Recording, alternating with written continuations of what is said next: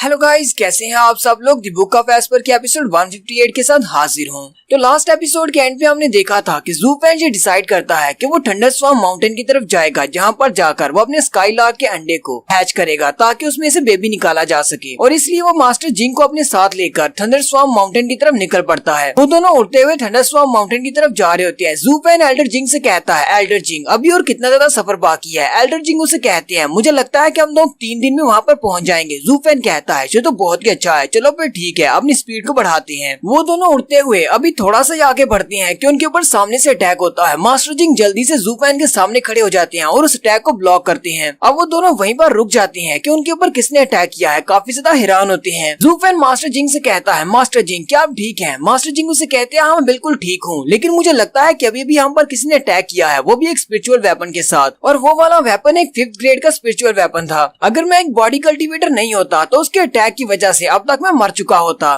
फिर वो दोनों सामने की तरफ देखते हैं तो वो बहुत ज्यादा हैरान हो जाते हैं। वो स्पिरिचुअल वेपन मास्टर जिंग के ऊपर अटैक करने के बाद वापस अपने मास्टर के हाथ में चला जाता है। वहाँ पर सामने एक छोटा सा बोना होता है। वो हंसते हुए उनसे कहता है, लगता है कि तुम्ही ने मेरे स्टाफ को रोका है। ये मेरा एक 5th ग्रेड का स्पिरिचुअल वेपन है, लेकिन तुमने सिर्फ अपने हाथ से ही इसको रोक लिया। तुम तो काफी ज्यादा स्ट्रॉन्ग लगते हो। और साथ ही वो हंसते हुए कहता है, लगता है कि मैंने आज बहुत बड़ी मछली पकड़ी है। ज़ूफेन अपनी आंखों में ब्लू फायर को एक्टिवेट करता है और उसकी पावर्स को सेंस करते हुए कहता है, ये तो अपनी स्काई परफॉर्म ड्राम की 3rd लेयर पर है। वो भी आगे से हंसना शुरू कर देता है और कहता है, अब जबकि तुम्हें मेरे बारे में पता चल गया है कि मैं कितना ज्यादा पावरफुल हूँ, चलो अब जल्दी से मेरे सामने सरेंडर कर दो। अगर तुम दोनों मेरे सामने सरेंडर कर दोगे तो मैं तुमसे वादा करता हूँ कि मैं तुम दोनों की जान नहीं लूंगा। मास्टर जिंग हंसते हुए कहते हैं, तुम्हारी हिम्मत कैसे हुई मेरे सामने इस तरह शो ऑफ करने की? तुम तो सिर्फ रेडियंट स्टेज की 3rd लेवल पर हो। और साथ ही मास्टर जिंग अपनी पावर्स को रिलीज करते हुए कहते हैं, तुम्हारी हिम्मत कैसे हुई मेरे सामने शो ऑफ करने की? और जैसे ही वो अपनी पावर्स को रिलीज करते हैं, उस सामने वाले डीमन को भी पता चल जाता है कि ये अपनी परफॉर्म ड्राम की 6th लेवल पर है। ज़ूफेन कहता है, तुम्हें इस बारे में पता भी नहीं कि तुम्हारा ओपोनेंट कौन है और वो कितना ज्यादा स्ट्रॉन्ग है, लेकिन फिर भी तुमने बिना कुछ जाने समझे हमारे ऊपर अटैक कर दिया। मुझे तो समझ नहीं आ रही कि तुम अभी तक जिंदा कैसे हो, कि तुम अपनी रेडियंट स्टेज की 3rd लेवल तक पहुंच चुके हो। ज़ूफेन कहता है, अब जबकि तुम्हें पता चल चुका है कि हम लोग तुमसे बहुत ज्यादा स्ट्रॉन्ग है, चलो अब जल्दी करो, मेरी बारी है सवाल पूछने की, जल्दी से जवाब दो। मुझे ये बताओ कौन हो तुम और यहाँ पर क्या कर रहे हो? हमारे पर तुमने अटैक क्यों किया? किसने तुम्हें अटैक करने के लिए कहा है? वो डीमन ज़ूफेन की बातें सुनने के बाद थोड़ी देर के लिए खामोश हो जाता है, लेकिन साथ ही वो फिर से हंसना शुरू कर देता है और हंसते हुए ज़ूफेन से कहता है, तुम्हें क्या लगता है कि मैं तुम्हारे सवालों के जवाब दूंगा? तुम तो अपनी बोन टेम्पलिंग ग्राम की 5th लेयर पर हो। तुम्हें लगता है कि तुम अपने ग्रैंडपा का नाम जानने के लायक हो? तुम इस लायक नहीं हो कि ग्रैंडपा तुम्हें अपना नाम बताएं। तुम्हें क्या लगता है कि तुम्हारे पास 2 पंख हैं और तुम हवा में उड़ सकते हो तो तुम एक मास्टर बन सकते हो? ऐसी बात नहीं है। ज़ूफेन उसकी बात सुनने के बाद बहुत ज्यादा गुस्सा हो जाता है और कहता है, मुझे तो अभी तक ये समझ नहीं आ रही कि तुम एक इंसान हो या फिर एक डीमन हो। तुम्हारी हिम्मत कैसे हुई अपने आप को मेरा ग्रैंडपा कहने की? और साथ ही वो मास्टर जिंग से कहता है, मास्टर जिंग इसको मार डालो, जल्दी से जल्दी इसको मार डालो ताकि हम लोग अपने रास्ते पर आगे बढ़ सके। मास्टर जिंग कहते हैं, हाँ क्यों नहीं, मैं शौक से इसको मारूंगा। मास्टर जिंग भी उसे कहते हैं, तुम छोटे से कीड़े, ना तो तुम एक इंसान हो ना तुम एक डीमन हो। और साथ ही वो वहाँ से गायब होकर सीधे उसके पास आ जाते हैं और कहते हैं, अब तुम मेरे हाथों से नहीं बचोगे। वो छोटा डीमन भी बहुत ज्यादा डर जाता है क्योंकि मास्टर जिंग उसके पीछे पहुंच चुके होते हैं। मास्टर जिंग उसे एक जबरदस्त पंच मारते हैं। वो अपने स्पिरिचुअल वेपन को सामने करते हुए उनके अटैक को ब्लॉक कर लेता है, लेकिन साथ ही मास्टर जिंग उसे पंच पे पंच मारी जाते हैं। वो उसे बहुत सारे पंचेस मारते हैं। लास्ट में मास्टर जिंग उसे एक जबरदस्त पंच मारते हैं जिससे वो पीछे की तरफ धकेला जाता है और कह रहा होता है, लगता है कि मैंने इस बार एक मगरमच्छ पकड़ लिया है, ये एक मछली नहीं है। मास्टर जिंग उसे कहते हैं, क्या तुम अब यहाँ से भागने वाले हो? लेकिन वो छोटा डीमन अपने हाथों को जोड़ता है और अपनी पावर्स को रिलीज करते हुए अपनी एनर्जी से एक बड़ी सी खोपड़ी बना लेता है और कहता है, चलो ठीक है, मैं तुम्हें दिखाता हूँ कि डेविल कल्टीवेटर्स कैसे होते हैं। मैं तुम्हें अपनी डेविल कल्टीवेशन की एक टेक्निक दिखाता हूँ जैसी तुमने पहले कभी नहीं देखी होगी। ज़ूफेन भी उसकी तरफ देखता है और कहता है, ये तो वाकई में एक डिमोनिक कल्टीवेशन है, इसकी टेक्निक तो वाकई में बहुत ज्यादा अच्छी लग रही है। और साथ ही वो छोटा डीमन फिर से हंसना शुरू कर देता है और कहता है,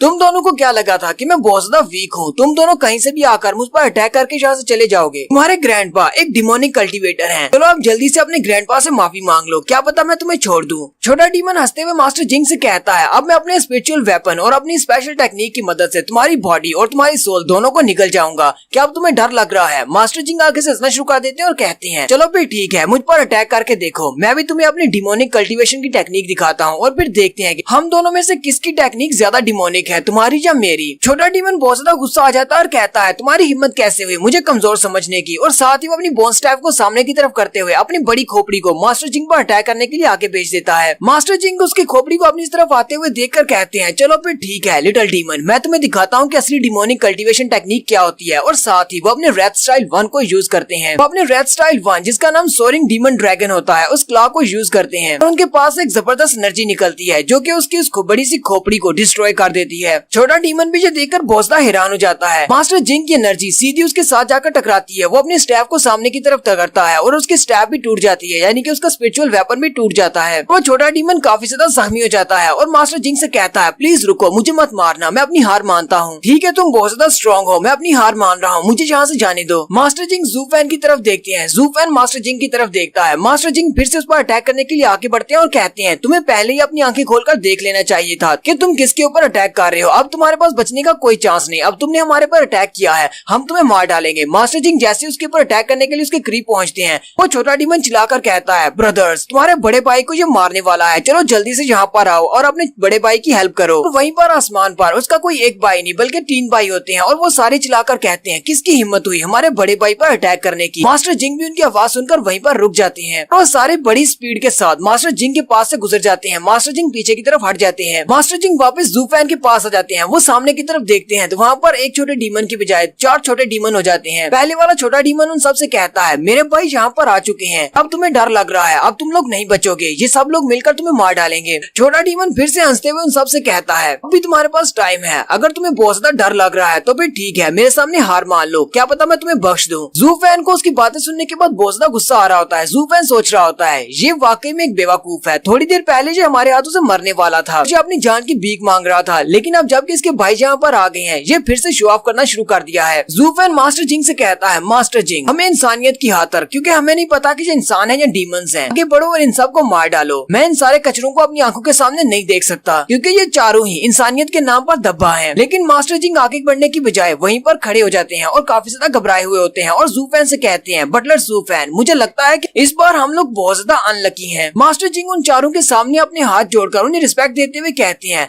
क्या मुझे बताओगे क्या तुम सब लोग वही 4 डीमंस हो जिनको वहाँ पर थंडरस्टॉर्म माउंटेन के अंदर बंद किया गया था डीमन स्कीमिंग सेक्टर की तरफ से। जू फैन भी मास्टर जिंग की बात सुनने के बाद बहुत ज्यादा हैरान हो जाता है। तो यही वो 4 डीमंस हैं जिनको वहाँ पर थंडरस्टॉर्म माउंटेन में बंद किया गया था प्रिजनर्स के तौर पर। जूजी चैंग फैंग ने जिनको आजाद करवाने का कहा था मास्टर जिन और जैंग से। जू फैन फिर से घूमकर उनकी तरफ देखता और कहता है क्या वाकई में यही वो 4 डीमंस हैं जिनको पिछले 60 साल से थंडरस्टॉर्म माउंटेन के ऊपर बंद किया गया था सजा देने के लिए। जू फैन सोच रहा होता है लेकिन डीमन स्कीमिंग सेक्टर वालों ने तो इनको वहाँ पर बंद किया था, फिर ये लोग यहाँ पर क्या कर रहे हैं, ये आजाद कैसे हो गए। वो चारों भी अपनी तारीफ सुनने के बाद बड़े स्टाइल के साथ सामने खड़े हो जाते हैं और कहते हैं हाँ हम ही वो लोग हैं, हम ही वो 4 डीमंस हैं जिनको वहाँ पर थंडरस्टॉर्म माउंटेन पर बंद किया गया था। सभी लोग हमें एबोमिनेबल स्कीमिंग डीमंस के नाम से जानते हैं और साथ ही उसके मुंह से फिर से ब्लड निकलना शुरू हो जाता है क्योंकि मास्टर जिंग ने उसके ऊपर अटैक किया था। लेकिन जू फैन उसकी तरफ देखकर जरा भी इम्प्रेस नहीं होता और कहता है जू फैन कहता है ये चारों तो एक से बढ़कर एक बेवकूफ है, मुझे तो अभी तक समझ नहीं आ रही कि डीमन सेक्टर वालों ने इन चारों अजीब नमूनों को वहाँ पर बंद क्यों किया था, ये लोग तो इतने स्ट्रॉन्ग भी नहीं है। जू फैन मास्टर जिंग से कहता है मास्टर जिंग मुझे लगता है कि तुम्हें अभी भी आगे बढ़कर इनको मार देना चाहिए क्योंकि हम ये सब कुछ इंसानियत की खातिर कर रहे हैं, ये चारों बहुत बड़े नमूने हैं। मुझे तो अभी तक समझ नहीं आ रही कि डीमन स्कीमिंग सेक्टर वालों ने इन्हें थंडरस्टॉर्म माउंटेन के अंदर क्यों फेंक दिया और इन्हें भूल क्यों गए। आखिर इनमें ऐसी कौन सी खास बात है, मैं यहाँ पर इनके सामने खड़ा हूँ और मेरा दिल कर रहा है कि मैं इन सबको अपने हाथों से मार डालूं, फिर उन लोगों ने इन्हें मारा क्यों नहीं, इन्हें वहाँ पर क्यों छोड़ दिया। मास्टर जिंग जू फैन से कहते हैं बटलर जू फैन मुझे लगता है कि तुम इनको बहुत ज्यादा अंडर एस्टिमेट कर रहे हो, तुम्हें जितने शॉट दिखाई दे रहे हैं ये इतने ज्यादा शॉट नहीं है, मेरा यकीन करो ये बहुत ज्यादा पावरफुल है क्योंकि इन चारों डीमंस ने टिंजू एम्पायर को बहुत बड़ी मुश्किल में डाल दिया था। इनने पूरे टिंजू एम्पायर में बहुत बड़ा हल्ला गुल्ला मचा दिया था। जब ये चारों आपस में मिल जाते हैं तो इनकी पावर बहुत ज्यादा बढ़ जाती है। जू फैन कहता है मास्टर जिंग अगर आप इनकी इतनी ज्यादा तारीफ कर रहे हैं तो फिर ठीक है, मैं भी देखना चाहता हूँ कि ये कितने ज्यादा स्ट्रॉन्ग है। जबकि उन चारों डीमन में से एक डीमन जिसका नाम विम्प डीमन होता है वो अपने बड़े ब्रदर से कहता है बिग ब्रदर ये लोग मुझे बहुत ज्यादा स्ट्रॉन्ग लग रहे हैं, चलो यहाँ से भाग चलते हैं, कहीं ये लोग हमें मार ना डाले। उसका बड़ा भाई जिसका नाम स्क्रूक डीमन है वो उसे कहता है तुम हर बार हमारे स्टाइल को खराब कर देते हो, तुम हमारी पावर बैलेंस को बिगाड़ देते हो, अगली बार जब भी हम कहीं पर जाएंगे तुम्हें अपने साथ लेकर नहीं जाएंगे क्योंकि तुम बहुत ज्यादा डरपोक हो। और साथ ही वो अपने बड़े भाई की तरफ इशारा करते हुए कहता है क्या तुमने देखा नहीं, जरा अपने सबसे बड़े भाई की तरफ देखो, इन लोगों ने उन्हें कितना ज्यादा मारा है जिसकी वजह से उस बेचारे के मुंह से ब्लड निकल रहा है, हमें अपने बड़े भाई का बदला भी लेना है, हम लोग यहाँ से भाग नहीं सकते। ज़ूफेन क्रूक डीमन की बात सुनने के बाद सोच रहा होता है, मुझे तो लगा था कि ये चारों के चारों बेवकूफ है, लेकिन इन कॉमेडियंस में से चलो शुक्र है एक तो कम से कम सियाना है। लेकिन साथ ही वो सियाना भी ज़ूफेन की सोच के ऊपर पानी फेर देता है, क्योंकि वो साथ ही कहता है अगर हम लोग अपने बिग ब्रदर के लिए बदला नहीं ले पाएंगे फिर हम लोग उस बोन स्टैफ की कंपनसेशन कैसे ले सकते हैं जो कि इन लोगों ने तोड़ दी है। हमें उस बोन स्टैफ के पैसे भी तो लेने हैं। ज़ूफेन उसकी बात सुनकर बोसदा हैरान हो जाता है और कहता है मुझे तो लगा था कि ये सियाना है, लेकिन ये तो उनसे बड़ा बेवकूफ है। इसको बेवकूफ कहना ठीक नहीं बल्कि ये बहुत बड़ा लालची इंसान है। ये अपने बड़े भाई के लिए बदला नहीं लेना चाहता बल्कि उसके टूटे हुए स्टैफ का हर्जाना लेना चाहता है। बड़ा ब्रदर उन दोनों के सर में मारता है और कहता है मैंने तुम सब लोगों को यहाँ पर अपनी बातें करने के लिए नहीं बुलवाया, चलो ठीक है अब मैं तुम्हें लीड करता हूँ, मेरे पीछे पीछे आओ, हम लोग मिलकर इन पर अटैक करते हैं। जैसे ही वो आगे की तरफ बढ़ता है बाकी के दोनों भाई भी उसके पीछे पीछे आते हैं, लेकिन वहीं पर तीसरे भाई को दिखाते हैं जिसका नाम सिली डीमन होता है। वो वहीं पर डांस कर रहा होता है और उनको चीयर कर रहा होता है। वो तीनों ही गुस्से के साथ पीछे की तरफ देखते हैं और फिर जाकर उसको पीटना शुरू कर देते हैं और कहते हैं हर बार जब भी हम लोग अटैक करने के लिए जाने लगते हैं तुम बेवकूफ कहेंगे, पीछे खड़े होकर हमें चीयर करना शुरू कर देते हो, जबकि जब भी अटैक करने की बारी आती है हमें आगे भेज देते हो मार खाने के लिए। कभी तो हमारी हेल्प करने के लिए आगे बढ़ा करो।